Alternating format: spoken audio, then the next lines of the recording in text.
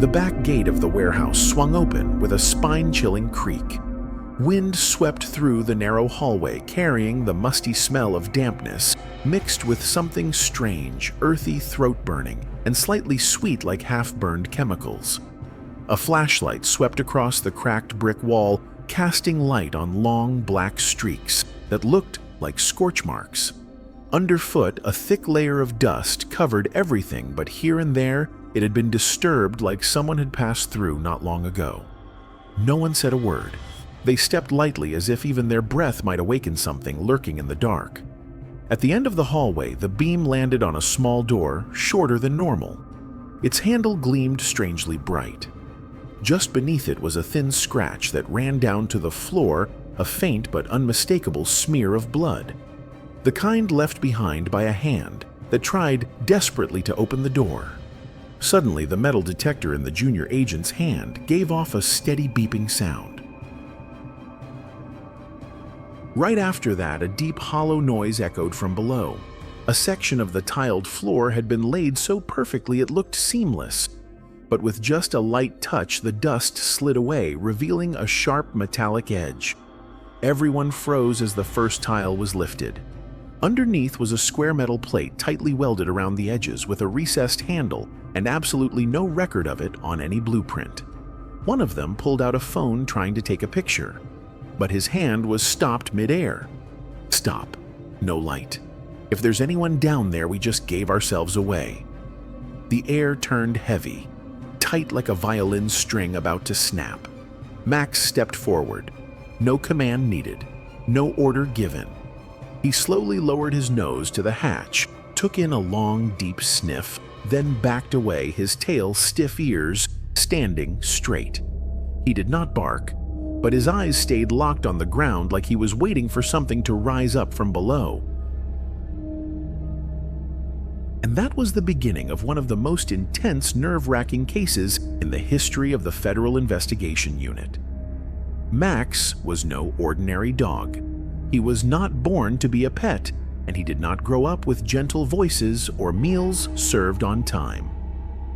From the very first moment he opened his eyes, Max lived in an environment where every move was monitored, every reaction was tested, and only the truly exceptional were allowed to survive. He was born at a specialized canine training center in Texas, not just a place to train dogs, but a place that forged the most elite four-legged warriors in America. Obedience was not what they looked for there. They sought instinct, uniqueness, and sometimes things that could not be explained by reason. Even before he was named, Max caught every trainer's attention. He did not run around wildly like the other pups. He did not jump at food or strangers. He observed quietly, steadily. As if from the very beginning, Max did not need to learn how to be a dog. He only needed to learn how to read the world. During scent tests, while other dogs were still learning to distinguish between blood gasoline and explosives, Max demonstrated something more refined. He could tell the difference between the sweat of someone who was nervous and someone who was hiding something. It was not about smell. It was about the vibrations in a person's breath, their heartbeat, and those tiny details only a creature driven entirely by instinct could detect. Trainers called it an emotional sixth sense, but Max did not care what it was called.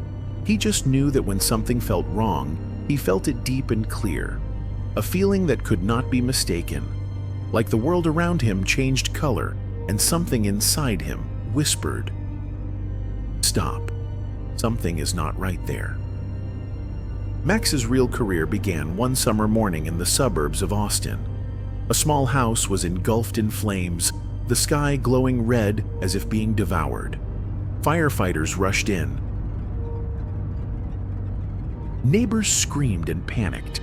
While everyone scrambled to control the blaze, Max, barely over 1 year old, suddenly yanked free from his handler and sprinted straight toward the burning house. No one could stop him. An unassigned pup, never field tested, was charging into the place everyone else was running from. 10 minutes later, just when everyone thought he was gone for good, Max emerged through thick black smoke. His gray coat was singed, his eyes red from the smoke, and his steps unsteady. But clamped tightly in his jaws was the collar of a little girl about 4 years old, pale and unconscious. Gently, Max laid her down on the grass and collapsed panting. And then, something miraculous happened. The girl was still alive. A damp cloth was tied around her face, dragged there by Max just enough to keep her breathing. No one knew how he did it. No one had trained him for a moment like that. But everyone knew this without Max, that girl would not have survived.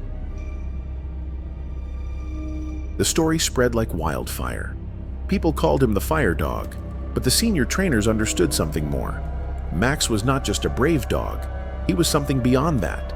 He was transferred into a top-tier anti-crime program, one that trained dogs for the most dangerous missions, tracking high-tech narcotics, dismantling synthetic drug networks, and investigating hidden labs that even advanced machines could not detect. There, Max learned more than scent detection. He was trained to distinguish over 40 different chemical compounds, from the ingredients in crystal meth and heroin to microscopic traces of burnt precursors. Max could find a bag of fentanyl hidden in a toothpaste tube, detect a tablet of ecstasy buried under a car seat, washed dozens of times. He could even sniff out banned substances embedded in sterilized clothing. But what truly set Max apart was not his nose, it was his ability to read people. He had an uncanny sensitivity to adrenaline, the hormone released when people are afraid, hiding something, or about to commit a crime. No matter how calm a suspect appeared, no matter how much perfume or antiseptic they used to mask their scent, Max could sense the shift in every single cell. He did not need to see the drugs to know something criminal was going on. Just standing nearby, he knew who was hiding what. Agent Nathan Cole, Max's longtime partner, once recalled a mission. We were walking down a hotel hallway. Max suddenly stopped in front of room 317. He did not bark. He did not react wildly. He just sat down. I knew right away he was saying, "Here." 3 minutes later, the breach team stormed in and found a mini fentanyl lab inside. I had not smelled a thing, but Max already knew. Max never spoke, never filed a report, never explained. But every decision he made, every growl, every pause, could be a matter of life or death. On major operations, Max was always the starting point. From his signal, entire investigations would unfold. In the field, people called Max the dog with a human soul. Not because he acted human, but because he behaved like he understood the weight of every step he took. Max never followed orders blindly. He did not react like a typical dog. He observed, analyzed, then acted as if weighing his choices. Sometimes he would stare for a long time at a suspect that no one else had noticed, and hours later, that very person would make the biggest mistake. For Max, every mission was not just about finding drugs, it was about getting to the root of the crime. The things hidden behind kind faces and perfect covers. The things humans were still unsure about, Max could already feel with certainty. And in this case, the case you are about to witness, Max was not just a guide. He was the beginning of it all. The first spark that broke through the flawless surface of a crime designed to remain invisible. The Oak Ridge neighborhood sat quietly on the edge of the city, where winding roads curled between maple trees, where the nights were filled with the sound of insects and the soft glow of porch lights. A place people believed was safe enough to raise children or grow old in peace. Residents left their doors unlocked when they went shopping. Children played in the streets without fear. But that peace had started to crack. It all began with something small. A few boxes disappeared from the storage area behind the local supermarket. At first, no one noticed. A carton of milk, a few cases of snacks, maybe someone miscounted. But by the third week, an entire shipment of antibiotics worth more than $30,000 vanished without a trace. The cameras were blurry. The warehouse door showed no signs of forced entry. The local police stepped in. They mapped out movements, checked night shifts, questioned every delivery driver. No one knew anything. No one saw anything. It was as if everything had just vanished into thin air. Another 3 weeks passed. A neighborhood pharmacy lost its entire stock of prescription sedatives. Windows still locked, alarms silent. The owner thought he had been hypnotized. Investigators started to suspect someone on the inside, but there was no concrete evidence. Reports stacked up. Fear crept through the streets. Families installed new locks. Neighbors whispered about a shadowy force slowly invading the place they called home. Tension peaked when a little girl vanished just 7 minutes after leaving the playground and was found 3 hours later sitting quietly in an abandoned warehouse. She was unhurt but could not remember a thing. The warehouse located at the end of Elm Street used to be a military storage facility. It had been sealed off for suspected chemical contamination. But that night when officials arrived, every door was locked from the inside. No one could call it petty theft anymore. But no one had any proof to press charges either. Every lead went cold. Every theory led to a dead end. The local police chief, Mr. McAllen, had no choice but to request federal assistance. And when the special investigation team arrived with Max, the legendary K9, everything in that quiet neighborhood shifted. No one said it out loud, but the look in people's eyes as they watched Max was full of hope, as if they were placing their trust in the instincts of an animal when humans no longer understood what was happening around them. On the first day, Max joined Agent Nathan and the forensic team at the warehouse on Elm Street. The building stood silent. Vines covered the walls, rust clung to the iron doors, and dust blanketed everything like it had not been disturbed for decades. But Max did not enter right away. He moved slowly, circling to the back where the ground had a strange dip and tree roots bulged unnaturally. He stood there for a long time. No barking, no movement. His nose pressed against a patch of hardened earth. Nathan recognized that look. No command was needed. They began to dig gently. The soil was unnaturally compact. Beneath it were fragments of concrete sand and a haunting smell, dried blood. That chunk of earth was immediately sent for testing. The analysis revealed that the blood contained traces of a powerful sedative, the kind used in operating rooms for short-term anesthesia.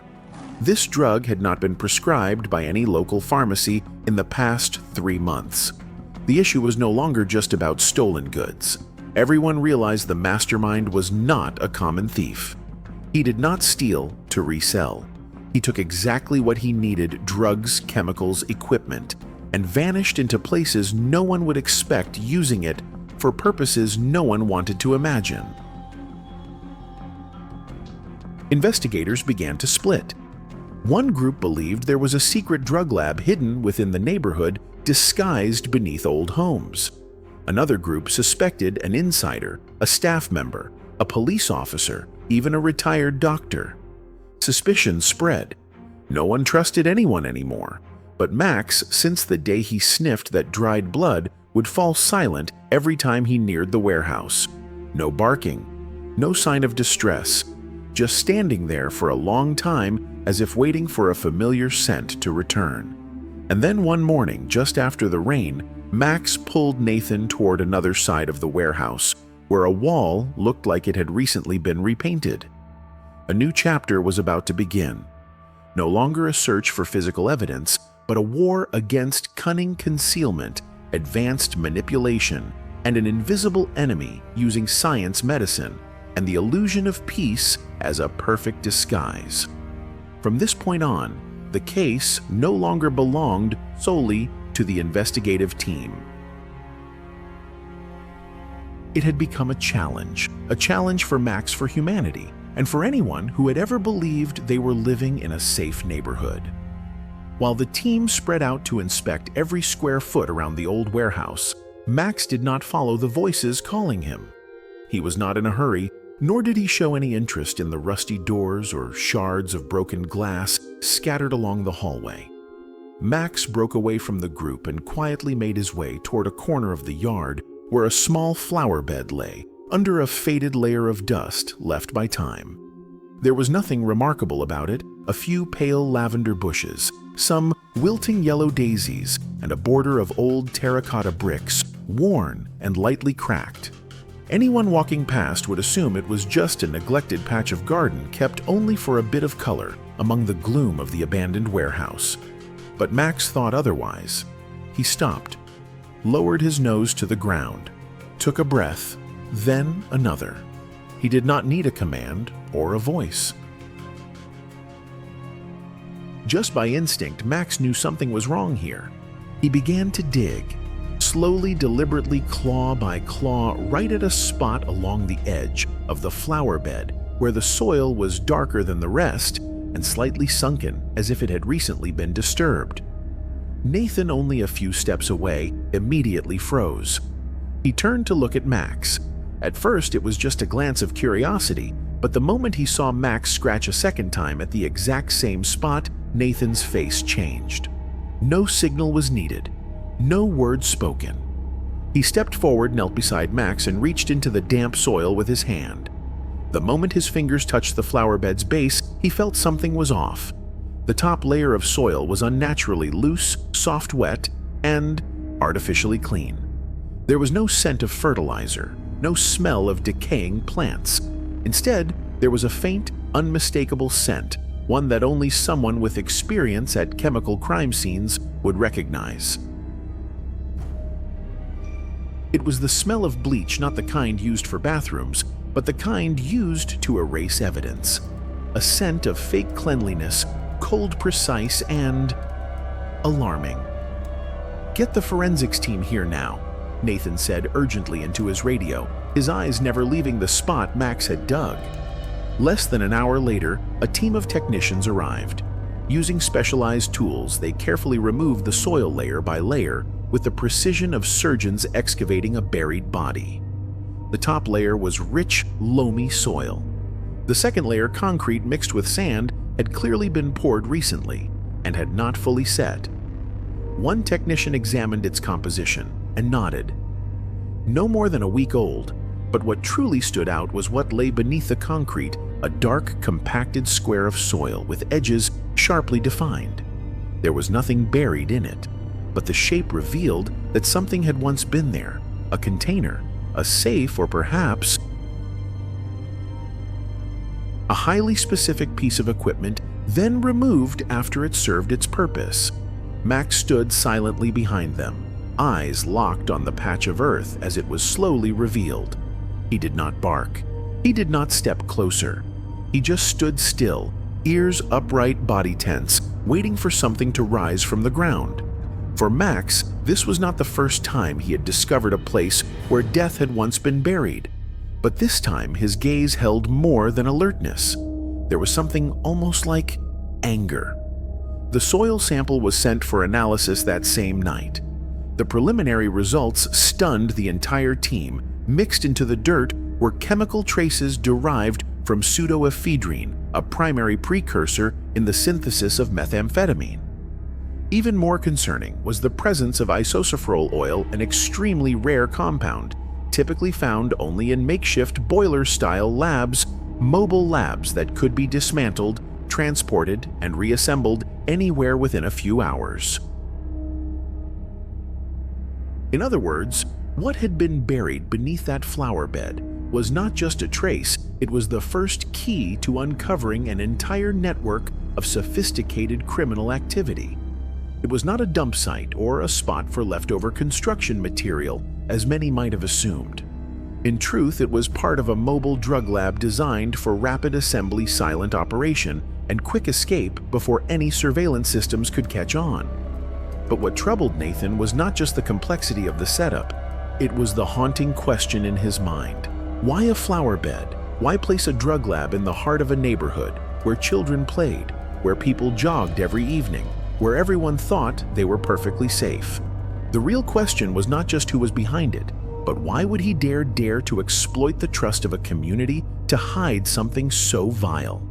Dare to place poison right in the middle of homes with children and grandparents? Dare to turn a daily living space into a silent factory of death? Nathan knew one thing for certain: this was no amateur. He left no fingerprints, no DNA, never triggered a single security camera in the area. But he made one mistake he did not count on Max. Nathan immediately ordered a full sweep of the area around the flower bed. The house next to it, which had long been assumed to be abandoned, appeared in property records without a clearly identified owner. But what truly caught the attention of the investigation team was the electricity usage. The house was drawing power consistently every single night, but only between 2 o'clock and 5 o'clock in the morning, exactly the hours when most people are fast asleep. The security system recorded no activity at the front door. Something was not right.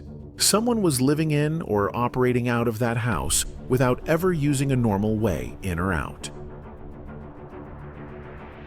As if understanding all of this, Max suddenly pulled hard on his lead, leading the team around to the back of the property. There, behind a thick wall of overgrown vines, a secondary door appeared, old, dusty, and seemingly forgotten for years. But the door handle was unlocked. When they pushed it open, they found a narrow room inside its walls, painted a dull silver gray, the floor covered in light dust, yet clearly marked with muddy footprints. The smell inside made Nathan stop a mix of metal chemicals and something faintly rotten, like fermented antiseptic. Along the walls, claw marks trailed downward, as if someone had once clung to them in panic. The floor bore circular stains perfectly, even just like the kind left by chemical drums used in mobile labs. In one corner, a small rug had been slightly shifted, revealing a rough ventilation grate, just large enough to funnel fumes and odors downward into the ground, or out into the garden unnoticed. Everything was arranged with terrifying precision. The person behind this operation knew how to hide, how to run equipment without noise or electromagnetic signals, even how to dispose of waste in ways that bypassed biological detectors. He was like a ghost existing without ever being seen. But what he could not hide from Max was instinct, the raw, ancient instinct flowing through Max's blood.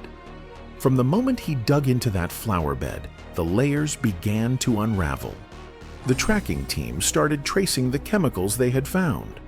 Rare compounds like isosafrole oil were narrowed down to their sources. Analysts combed through every abnormal power usage in nearby homes.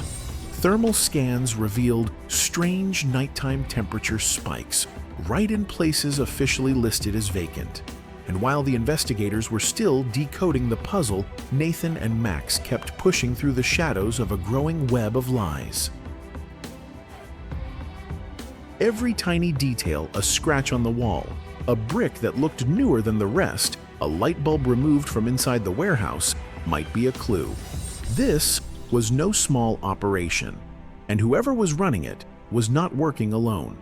What Nathan did not expect, however, was what happened that very night when the whole team gathered in the temporary command room reviewing data, and Max suddenly stood up. He did not bark loudly, just a short, dry, clear bark, and stared at the door.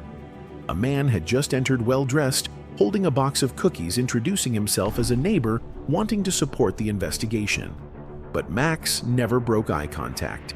He stepped forward, not growling like he did with drug suspects, but letting out a low, rumbling sound. The kind he made only when he sensed fear. The fear of someone who knew they were about to be exposed.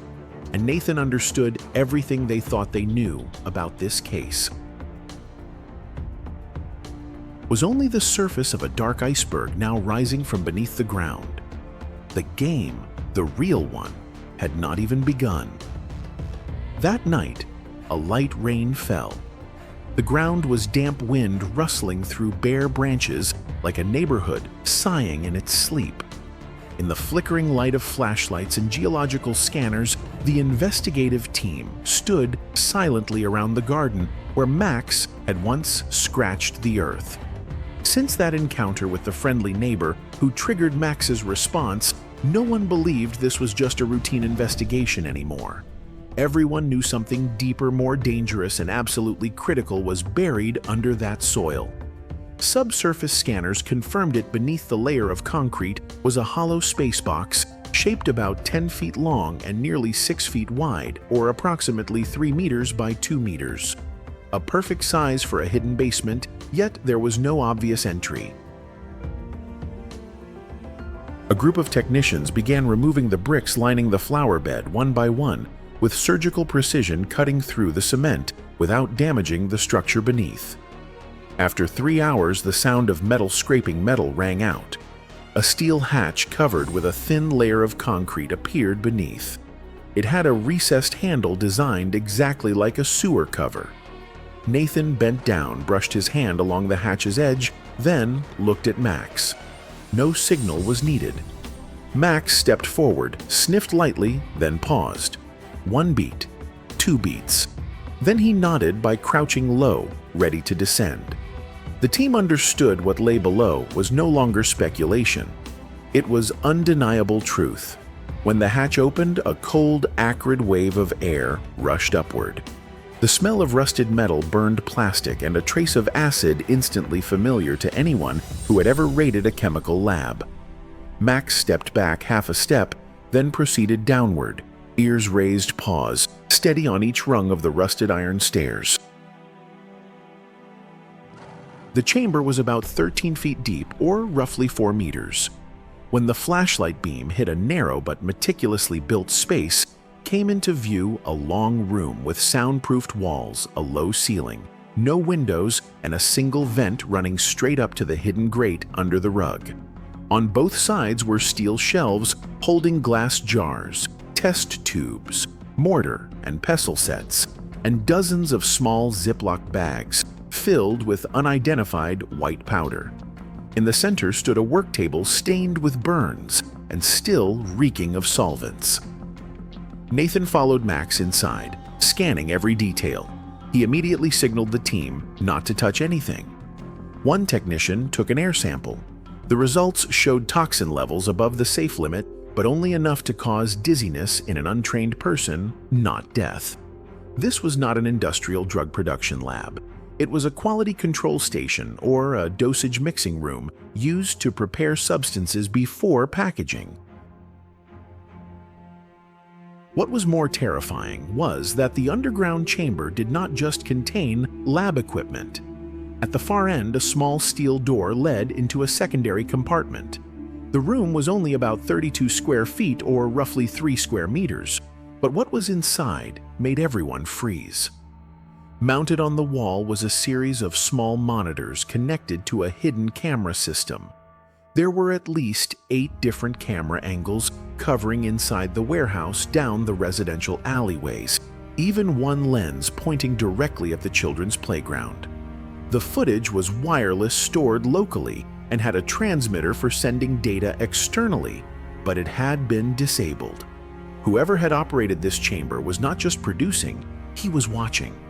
He had been monitoring the neighborhood for months. He might have chosen specific times to move shipments, gauged residents' behavior, or decided exactly when to dismantle and relocate the mobile lab. Nathan stood in the middle of the room, his hand clenched so tightly that the knuckles turned white. What they had just uncovered was no longer about drugs. This was a fully structured operation, layered, strategic, and run with the cold precision of someone managing a criminal empire. Every piece of equipment was placed with military lab precision. Every vent was directed to stay under detection thresholds, and every corner of the chamber, from the escape route and camera mounts to the sealed hatch, was designed as if the person who built it was not just a drug maker, but a psychological engineer. This man had used the illusion of peace, the facade of a quiet, ordinary neighborhood, to build an entire illegal production network. He did not hide deep in the woods or at some distant border. He buried himself right in the heart of town, where kids played, where elders strolled, where no one suspected a thing. If not for Max, that one bark that broke the silence, this nightmare might have kept growing day after day, right beneath the feet of Oak Ridge's people. And then, things turned even darker. The forensics team discovered something that made the room go silent. On the handle of the hidden door that led to the underground escape tunnel, they found a tiny trace of blood. When cross-referenced with the national database, the sample matched a teenager who had gone missing 4 months earlier. His name was Dylan Moore. He was 15 years old. His case had been marked likely runaway, and the investigation had not been prioritized due to a lack of evidence pointing to foul play. The family received a single phone call informing them that the file had been archived. After that, nothing. No messages, no surveillance footage. No one had seen Dylan again. And now part of his blood was found inside this hidden bunker, designed so that no one could ever leave once they stepped inside. Nathan lowered his head in silence. The hidden safes, the surveillance system, the restricted chemicals, those were already horrifying. But that drop of blood, it was the whisper of a forgotten victim. A sign that this place was not just a lab. It may have been a prison, maybe even the site of crimes no one had ever recorded. This was no longer a story of drug trafficking. It was a matter of life. Real human lives disappeared in silence and possibly buried along with the secrets of this bunker. Max sat next to Nathan Ears, gently drooping. He did not whine, did not bark, but his eyes stayed fixed on the thick, soundproof walls. Even though noise could not pass through those reinforced walls, even though no one above could hear a thing. Max could feel it, the heaviness in the air, the unease that crept through every crack. It was something no machine could measure. Only instinct could detect what kind of darkness a place had once held. In that moment, Nathan looked at Max and whispered, "We are not at the end of this road, buddy." Max glanced up at him, then stood and kept walking. And Nathan understood beneath what once looked like just a simple flower bed, a gateway to hell had opened. The air inside the chamber grew thick and oppressive. The faint light from the flashlights flickered across walls, stained with chemical residue, while the investigative team continued recording sampling and noting down every detail like they were tracking the footsteps of a demon. But Max was not standing still. He was leading the way, each step cautious, deliberate, but unwavering. Every time Max sniffed the air, the team held their breath, because they had learned something crucial. When Max stopped, it meant something was wrong. And this time, Max led them to a rusted metal door at the end of the hallway, one that did not appear on any structural blueprint. The door had no handle on the outside. It was just a steel frame standing there silently, like a shadow, waiting to be noticed. Max approached the door at the end of the corridor. The air around them seemed to vanish into silence. He stopped, ears raised like antennas, nose pressed low against the floor. The scent in this spot was unlike any other. There was no smell of tobacco, no concrete or rust. Beneath the musty and metallic scent, there was something faint, something strange that made Max freeze. It was the smell of smoldering electricity mixed with solvent or maybe a rare explosive compound, something his instincts had never failed to recognize. Nathan saw Max halt and instantly sensed danger. He stepped forward and gently touched the edge of the door. Click. A faint sound, barely more than a whisper, but Max reacted instantly. He spun around, growled sharply, and lunged at Nathan, knocking him away from the door. And then, bang, a gunshot tore through the air. A hidden side door suddenly flew open. From the darkness, a masked man burst out, handgun raised. The first bullet grazed Nathan's shoulder, slamming into the concrete wall behind him. This was no warning shot. He was aiming to kill. Without hesitation, Max leapt forward, like a living missile, his body flinging up between Nathan and the shooter. The second bullet cut through the air, missing by inches. A chunk of wood from the steel doorframe shattered under the impact, sharp as a blade, and slashed deep into Max's front left leg. Max yelped in pain, collapsing onto the cold concrete floor. "Damn it," Nathan roared, firing back, but the attacker had already vanished into the shadows. The steel door slammed shut behind him, sealed with a heavy mechanical lock that thudded like a threat. The space fell into a suffocating silence, except for Max's labored breathing and the footsteps of agents rushing in. Nathan dropped to his knees, cradling Max. Blood was seeping from the wound on his front leg, dark and spreading through his once sleek coat. Nathan leaned in close, trying to keep him conscious. "Stay calm, buddy. I am here. You are okay. Just stay with me." Another agent rushed in with a first aid kit, quickly tearing open gauze and disinfectants. But Max did not stay down. His eyes were wide, not with pain, but with focus. Despite the bleeding, Max suddenly pulled away from Nathan and stood wobbling on his 3 uninjured legs. To everyone's shock, Max walked straight toward the far right wall, an area no one had paid attention to. He barked once loud and clear, the sound echoing through the bunker. His eyes were locked on what appeared to be just a regular wall, old bricks covered in dust and moss, with no markings, no signs of entry. But Max stood firm, staring without blinking, as if behind that wall lay the answer to everything. Nathan slowly stepped forward. He looked into Max's eyes, not the eyes of a wounded animal begging for help, but the cold, sharp gaze of a warrior, still on duty, still speaking to him in his own way. Right here, behind this wall, he is still there. Nathan immediately sensed something was off. He followed Max's gaze, steady, locked on a single spot on the right-hand wall of the room. Without hesitation, he pointed directly at the wall and said firmly, "There's something hidden behind those bricks." The agents responded at once, pulling out metal probes and optical sensors. Within minutes, the screen lit up with results that left everyone stunned.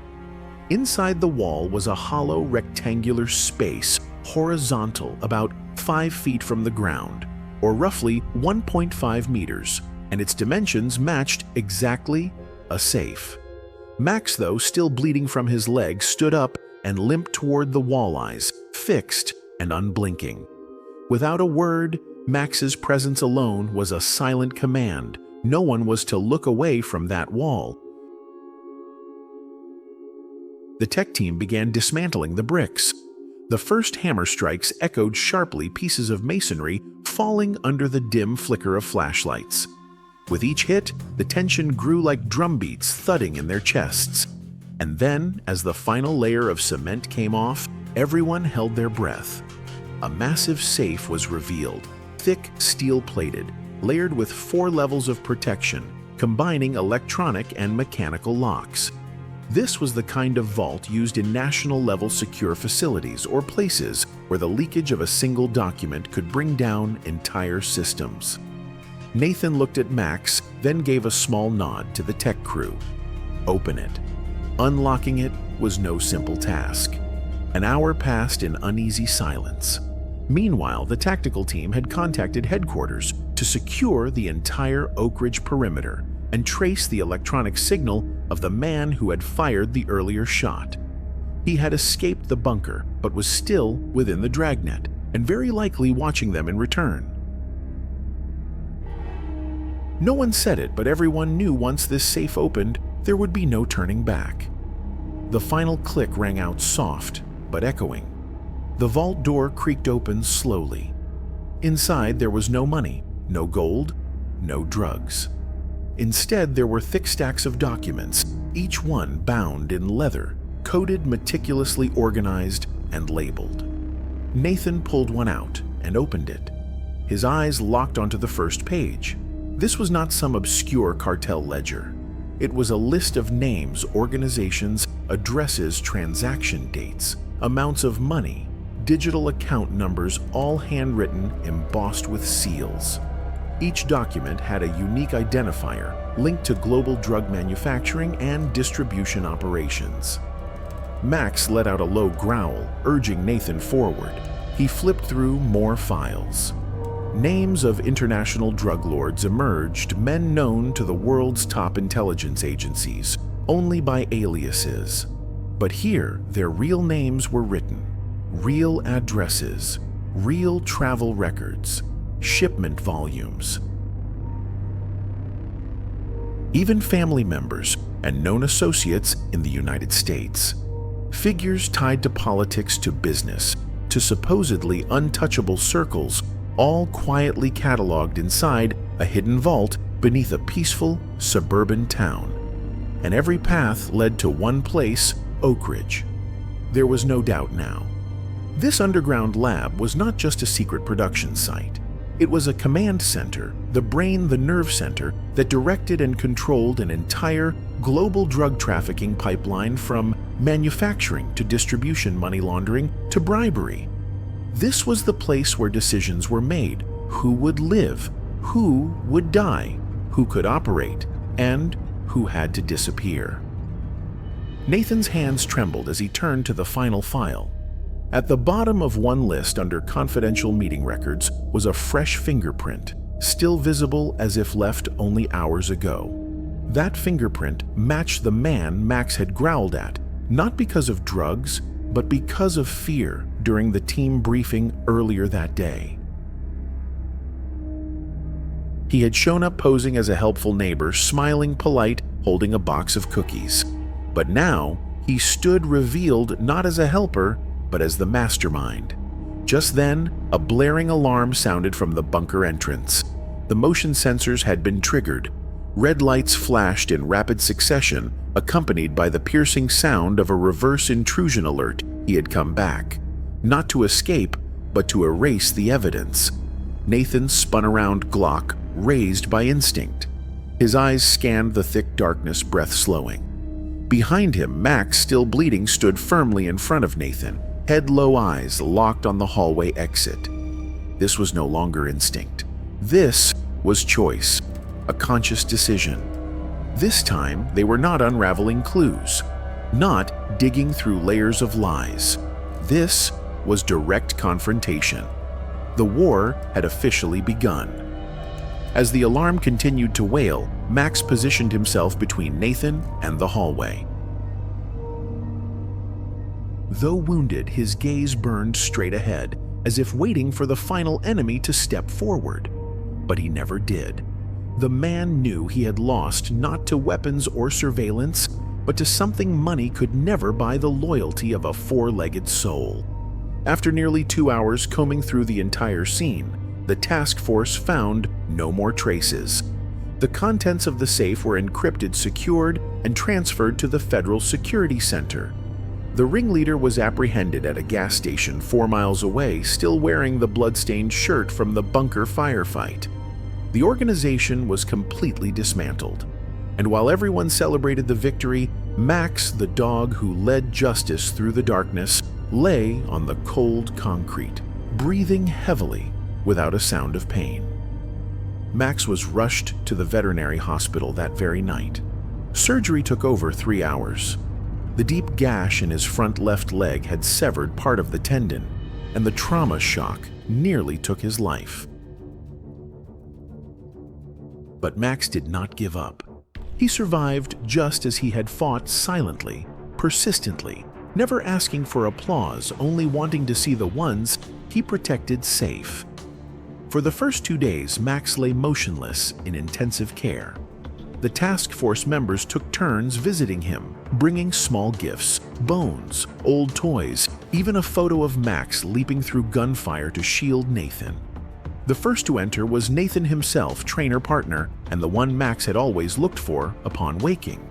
He did not say much. He just sat there, laid a hand on Max's back, gently patted him, and whispered, "You did good. I know you still want to keep going, but now let me stand guard so you can sleep." The media erupted with images of Max, wounded but alert, staring into the camera like he still had something left to say. A local television broadcast began its report with the line, "He did not just sniff out drugs. He sniffed out what we tried to hide: fear, deception, and the evil hiding beneath kind faces." Within 48 hours, the clip of Max protecting Nathan had reached over 3 million views on social media, turning him into a living symbol of courage. Then, something unprecedented happened. The state governor's office issued an emergency resolution officially recommending Max for the Special Medal of Bravery for Animals.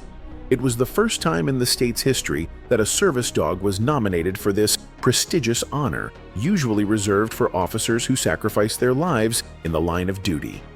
The ceremony was held right at the veterinary hospital, where Max was still recovering. The room was packed that day, members of the task force, state officials, and Oak Ridge residents who had once lived in fear during the dark days of the case.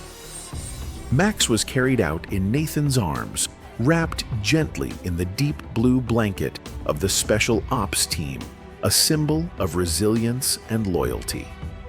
The medal was placed gently around Max's neck, not as a decoration, but as a scar forged into a symbol. Etched on it were the words, "For courage beyond duty." The entire room stood in silence as Max opened his eyes and glanced at Nathan. There was no applause, no slogans, just quiet, the deepest kind of language human beings can offer for things that transcend words. A young woman stepped forward and embraced Max for a long moment.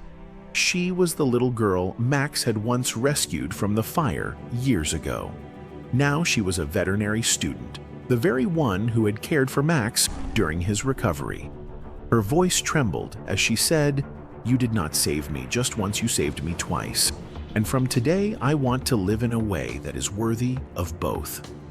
After the ceremony, no one saw Max as just a service dog anymore. He was a symbol, a living testament to bravery, unconditional love, and an instinct to recognize what is right when every piece of modern equipment has failed. People began to propose building a statue of Max at the National Canine Training Center.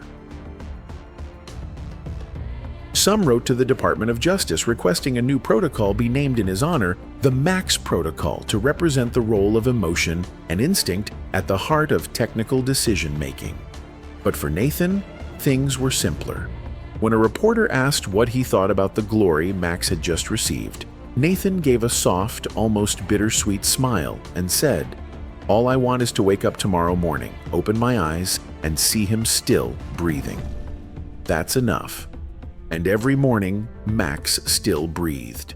Slower than before, weaker than before, but his eyes remained bright, still watching the door, still waiting for Nathan's familiar footsteps.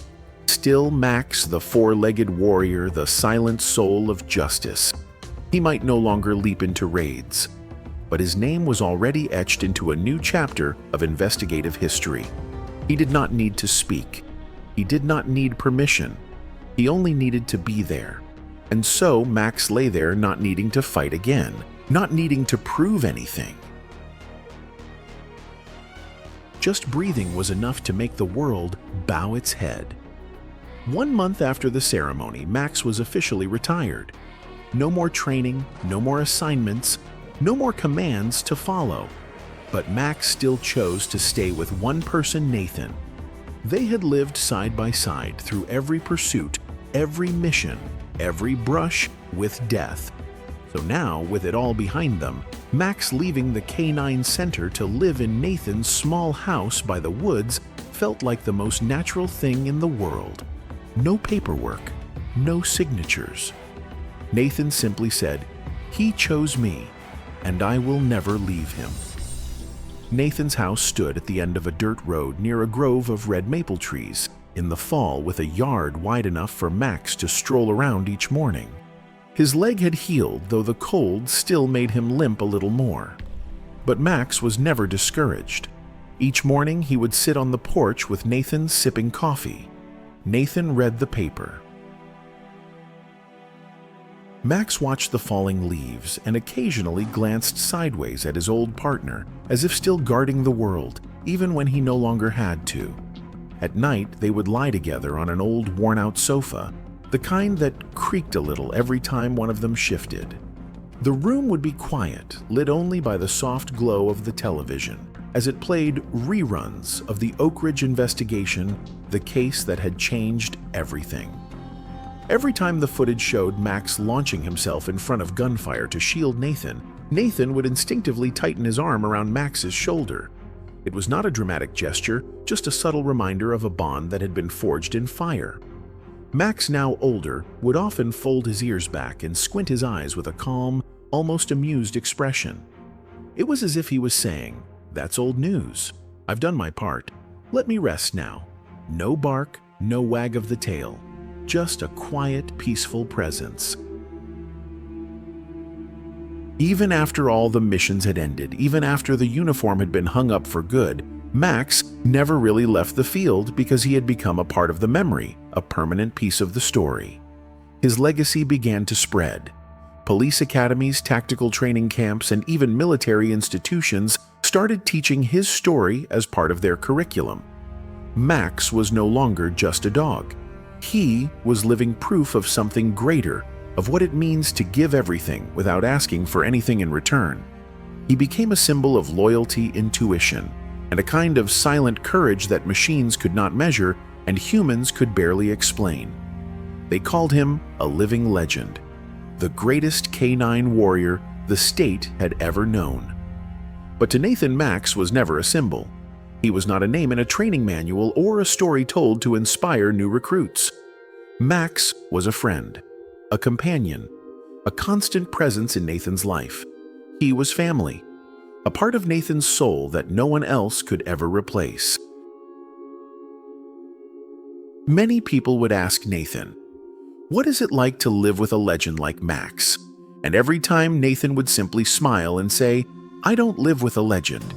I live with a friend, the kind of friend who ran into fire without waiting for a command. A friend who walked on four legs, never said a word, until the moment he barked for justice." Sometimes on quiet Sunday afternoons, Nathan would take Max to the small park near the center of town, the one with the tall oak trees and the bench facing west where the sun always set just right. Children would gather around laughing and wide-eyed, gently petting the now gray dog. Their parents stood at a distance, whispering, "That's the dog who saved our town." Max never showed pride. He did not react with excitement or demand attention. He simply lay quietly at Nathan's feet, eyes half closed, ears gently twitching each time the breeze passed through the leaves. But there was something about him, something unexplainable.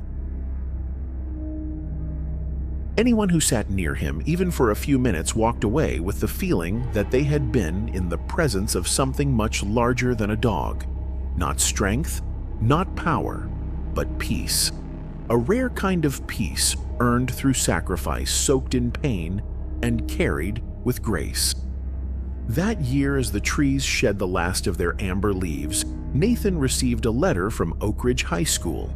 They were hosting a ceremony to honor local figures of inspiration, and they had invited him and Max as guests of honor. When the day arrived, Nathan stepped onto the stage, slowly, Max at his side. He did not speak right away. He simply placed Max down beside him, gently ran a hand down his back, and took a deep breath. After a long moment of silence, he picked up the microphone and said, "Not all heroes carry guns. Some walk on four legs. They do not wear armor. They do not ask for medals. They just walk quietly beside you, and when the moment comes, they bark, not out of fear, but for justice." The room stood still, then erupted into applause. But Max did not react.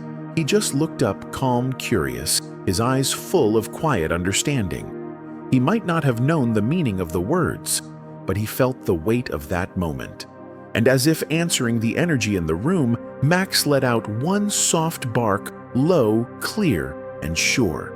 And in that moment, the applause stopped. Everyone fell silent. Then slowly, hand by hand, People placed palms over their hearts.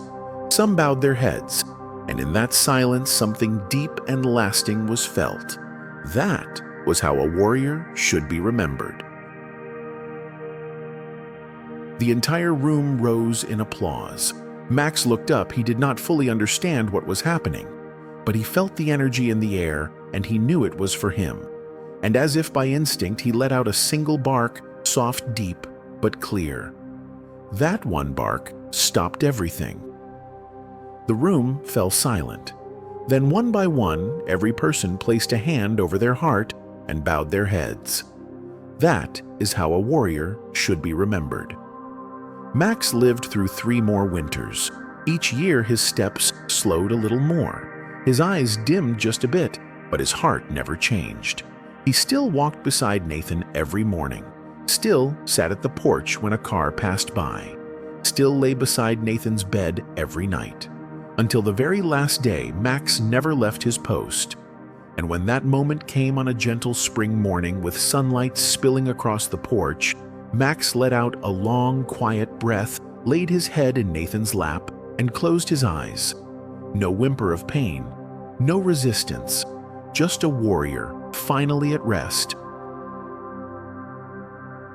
Nathan did not shed a tear. He simply sat beside Max, arms wrapped around the still body that had once carried a soul so fiercely loyal it became part of his own. No cries, no complaints, just a whisper spoken gently into the loyal dog's ear. "I knew, buddy. I knew you would stay with me until the end." The next morning, when word of Max's passing spread, the town of Oak Ridge fell silent. In front of Nathan's house, bouquets began to appear, first a few, then dozens, then hundreds. No announcement, no call for action. People simply knew what to do. Each bouquet carried a small note, brief but heavy with love. "Thank you, Max. The dog who saved this town. Never forgotten." Sometime later, the local government erected a small statue in the town's central park where Max had once visited on quiet afternoons in retirement. The statue was not large, not elaborate. Just a dog, sitting tall, head-raised eyes looking into the distance as if still watching over the world. On the stone base, one simple inscription was carved by hand: "Not all heroes speak. Some only need to bark at the right time to change the course of an era." And behind the stone base, a small brass plaque was fixed bearing the imprint of Max's actual paw, forever preserved in the place where he had lived, fought, and protected with everything he had. Max's journey of courage had come to a close, a journey of loyalty, silent strength, and unwavering resolve. But the story of 4-legged warriors like Max is far from over. And now, if you are still watching at this very moment, perhaps you have felt something that no technology, no weapon, and no force could ever replace: the instinctive loyalty and unconditional fighting spirit of canine dogs. And if Max has moved you, if the image of him lying in the middle of the hospital room, eyes still bright like the very first day he went into battle, if the moment he let out a soft bark during the ceremony made you fall silent with emotion, then take a moment and leave a comment below. Maybe you have once heard, once witnessed, or once been saved by a working dog. Maybe it is the story of a friend, a soldier, or a dog somewhere far away that you only saw on the news. Do not let those stories disappear into silence. Tell them, because every sentence you write could be the next piece in the journey of telling the quiet world of these 4-legged heroes. We read every comment, and who knows, you might be the one who inspires the next video. And if you feel that you want to do more than that, if you believe that courageous spirit needs to be spread wider, deeper, and to the right people who are looking for a ray of light in the midst of doubt and chaos, then please hit the subscribe button. Just one small click, but it could help millions of others see that this world still holds stories as beautiful as this. Stories that do not need a lead actor, do not need the spotlight, do not need loud dialogue, but only need a look, a bark, and a dog brave enough to face danger to protect what is right. Not everyone is a hero. Not everyone steps onto a battlefield. But sometimes the hero is the creature walking quietly beside you every single day. Loyal, silent, and ready to run into the fire if it means keeping you safe. Not all heroes carry guns. Some heroes walk on four legs, and they only bark when justice needs a voice.